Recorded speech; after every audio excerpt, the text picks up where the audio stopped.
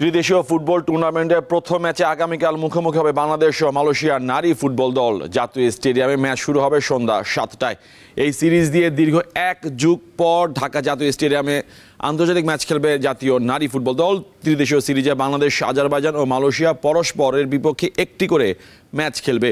উদ্বোধনী ম্যাচে লড়বে বাংলাদেশ ও মালয়েশিয়া। ২৯ নভেম্বর খেলবে আজারবাইজান ও মালয়েশিয়া, আর ২ ডিসেম্বর বাংলাদেশের প্রতিপক্ষ আজারবাইজান।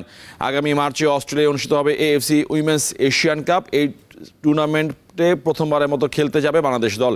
এর প্রস্তুতির অংশ হিসেবে এই ত্রিদেশীয় সিরিজ আয়োজন করছে Bafufe.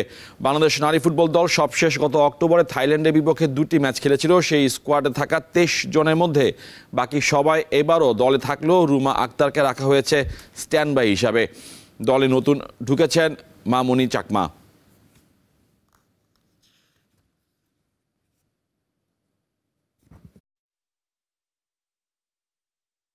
I think you've been a bit sort of presumptuous and a bit disrespectful to say. চলে এসেছে, আমরা বেশ কয়েকদিন ২০-২৫ দিন এসে। ক্রিকেটের খবর। শেষ মুহূর্তে বিপিএলে যুক্ত হলো নতুন দল। প্রথমবার টুর্নামেন্টে অংশ নেবে নোয়াখালী। দেশ ট্রাভেলসের মালিকানার নতুন দল হিসাবে অন্তর্ভুক্ত হলো নোয়াখালী এক্সপ্রেস। আগামী ২৭ নভেম্বরের মধ্যে ব্যাংক গ্যারান্টি দিতে হবে সবকটি দলকে।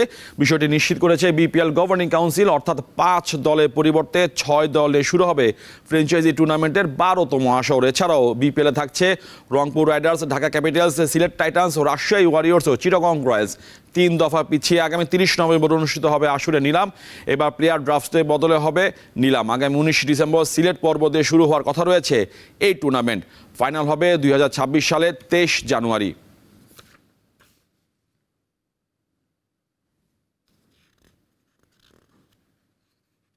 দর্শক, এই ছিল আজকে দীপ্ত স্পোর্টসে। দেশ বিদেশে খেলাধুলার নানা রকম খবর পেতে দীপ্ত স্পোর্টসে সাথে থাকুন আর চোখ রাখুন দীপ্ত টিভি ডিজিটাল প্ল্যাটফর্মগুলোতে।